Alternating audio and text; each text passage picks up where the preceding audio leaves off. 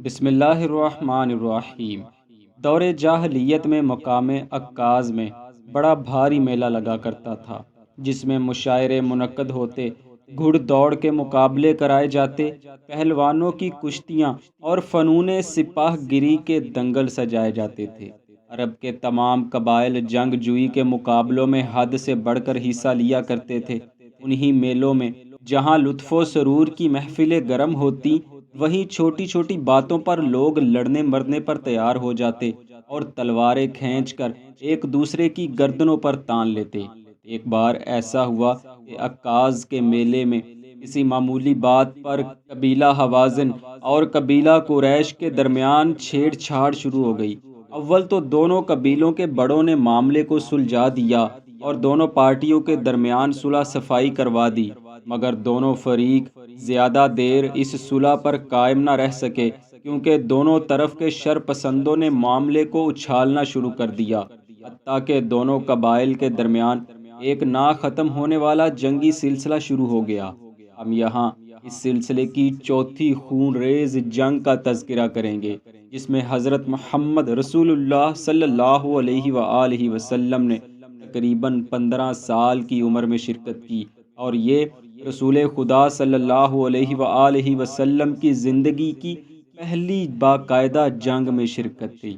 اس سے قبل ان قبائل کے درمیان 3 خون ریز جنگیں لڑی جا چکی تھیں۔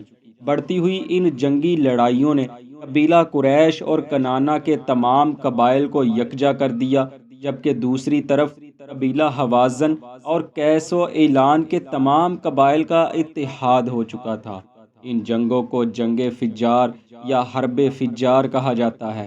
ان جنگوں کو فجار اس لیے بھی کہا جاتا ہے کہ ان میں سب سے بڑی اور آخری جنگ ماہ محرم الحرام میں لڑی گئی تھی، اور عربوں میں محرم کا مہینہ محترم تصور کیا جاتا تھا کہ اس مہینے میں ہر قسم کے جنگ و جدل سے گریز کرتے، بلکہ اگر کوئی لڑائی چل بھی رہی ہوتی تو اسے روک دیا جاتا تھا۔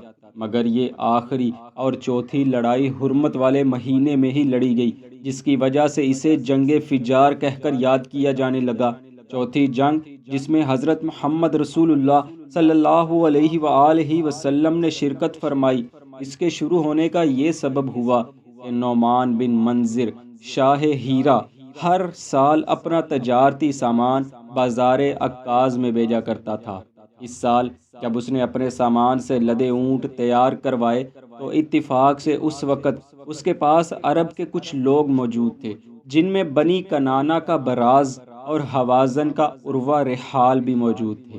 نعمان نے لوگوں سے پوچھا، کون ہے جو میرے سامان کے حفاظت کی گارنٹی دیتا ہے؟ براز نے جلدی میں جواب دیا، میں ہوں، میں بنی کنانہ سے حفاظت کی ضمانت دیتا ہوں۔ نعمان نے کہا، مجھے کوئی ایسا شخص چاہیے جو اہل نجد و تہامہ سے حفاظت کی ضمانت دے۔ پس عروہ بولا اور کہنے لگا، میں ضمانت دیتا ہوں۔ براز نے عروہ سے کہا، کیا تم بنی کنانہ سے بھی سامان کی حفاظت کی گارنٹی دیتے ہو؟ عروہ نے کہا، میں تمام مخلوق سے حفاظت کی گارنٹی دیتا ہوں۔ پس نعمان نے وہ سامان عروہ کے حوالے کر کے روانہ کر دیا۔ براز کو یہ بات بالکل بھی پسند نہ آئی، جس کی وجہ سے اس نے دوران سفر عروہ پر حملہ کیا اور اسے ماہ محرم میں قتل کر دیا۔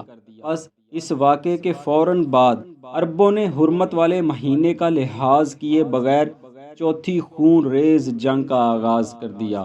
اس جنگ میں کنانہ کا سپہ سالار اعظم حرب بن امیہ تھا، جو ابو سفیان کا والد اور حضرت معاویہ کا دادا تھا۔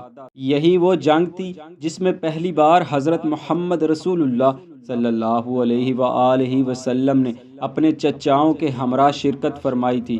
اگرچہ آپ نے شرکت فرمائی تھی، مگر آپ نے اس میں کوئی قتال نہ فرمایا، بلکہ آپ کی ڈیوٹی تیر جمع کر کے اپنے چچاؤں تک پہنچانا تھا۔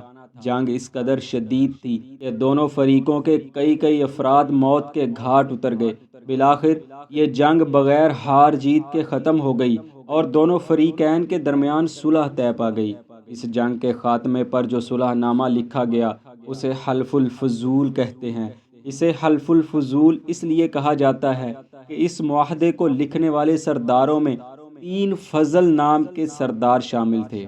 منقول ہے کہ حضرت محمد رسول اللہ صلی اللہ علیہ وآلہ وسلم عہد رسالت میں بھی اس معاہدے پر فخر کرتے تھے اور فرمایا کرتے تھے، اس قسم کے معاہدے کے لیے میں اب بھی حاضر ہوں، کیونکہ یہ مسافروں، غریبوں اور مظلوموں کی، خواہ وہ کسی بھی قبیلے سے ہوں، مدد کرنے کے لیے بنایا گیا تھا۔ اس میں ایک اور روایت بھی ملتی ہے کہ جس کے مطابق آپ صلی اللہ علیہ وآلہ وسلم کی عمر مبارک 20 سال تھی، اور ایک تیسری روایت کے مطابق 10 سال تھی۔